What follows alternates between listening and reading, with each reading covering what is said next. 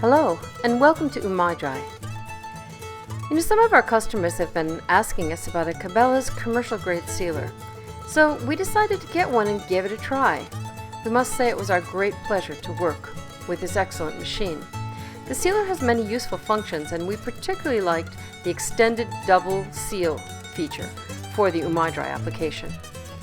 Now, we used a Ribeye Striploin bag and a Striploin, which will become New York's. And because this particular model is a 12-inch wide, Cabelas also carries a 15-inch wide model. But the 12-inch wide is exactly the same width as the UMAi Dry for the rib strip. So it's important to do this diagonal corner seal so that you can narrow the opening of the bag and you won't have any gap on either side.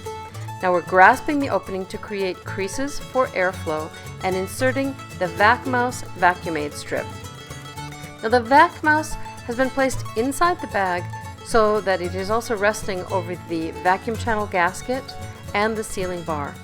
We're going to help the vacuum sealer by massaging the air out, although I do have to say with this Cabelas Commercial Grade Sealer, it drew the air out very effectively.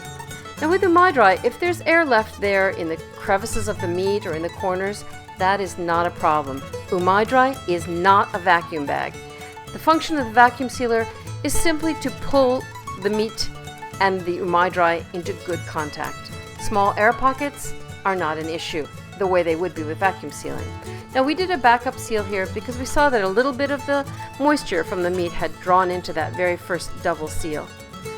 Now here's what it looks like. You can see there's a lot of moisture in there and plenty of gaps.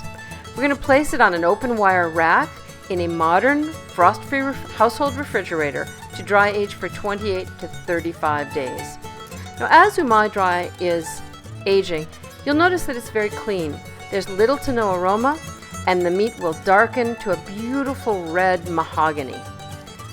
Notice the clean surface when you peel off the UMAi Dry, and you'll have a nice firm bark around the entire piece of meat that you'll want to trim off.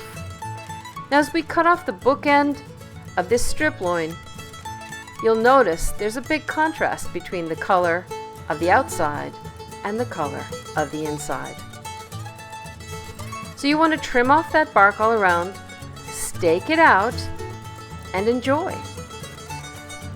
Thanks for joining us here at UMAi Dry.